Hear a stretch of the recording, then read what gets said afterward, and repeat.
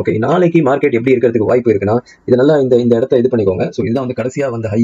So இதுதான் கடைசியா வந்த ஹை. ஸோ இது ஒரு பாயிண்ட். பட் சேஃபர் சைட் இந்த பாயிண்ட் கடைசி ஹைக்கு முன்னாடி வந்த ஹை இதை வச்சுக்கலாம். கிட்டத்தட்ட ஒரு 2675 இந்த ரேஞ்ச் நம்ம வச்சுக்கலாம். கீழே எப்படி இருக்குன்னா, கீழே ஏற்கனவே இந்த இந்த ஒரு பார்ட்ல இருந்தா மார்க்கெட் இங்க இருந்து ஒரு ஷார்ப்பா மூவ் ஆயிருக்கு. ஸோ இப்போதைக்கு நம்ம இந்த ஒரு பார்ட்டை நம்ம எடுத்துக்கலாம். கிட்டத்தட்ட ஒரு 25,600ல இருந்து ஒரு 660 இந்த ரேஞ்ச் எடுத்துக்கலாம். ஸோ இதை நம்ம இப்போதைக்கு ஒரு சப்போர்ட் ஆகும்.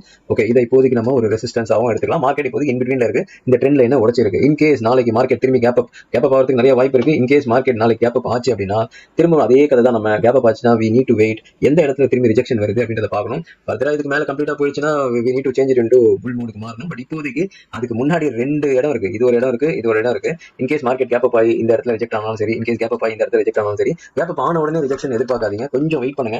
கொஞ்சம் வெயிட் பண்ணிட்டு ஃபர்ஸ்ட் ஹாஃப் அன் ஹவரையும் விடுங்க. அதுக்கப்புறம் கொஞ்சம் வெயிட் பண்ணி பாருங்க எந்த இடத்துல ரிஜெக்ட் ஆகுது. ஏன்னா உடனே கேப் அப் ஆனோன்னு ரிஜெக்ட் ஆச்சுனாலும் சூப்பர் தான், இல்லைன்னு சொல்லல. ஆனால் அட்லீஸ்ட் நான் சொல்றது என்ன, அட்லீஸ்ட் நான் ரொம்ப நேரம் சொல்ல, அட்லீஸ்ட் 30 மினிட்ஸ் இது பண்ணுங்க.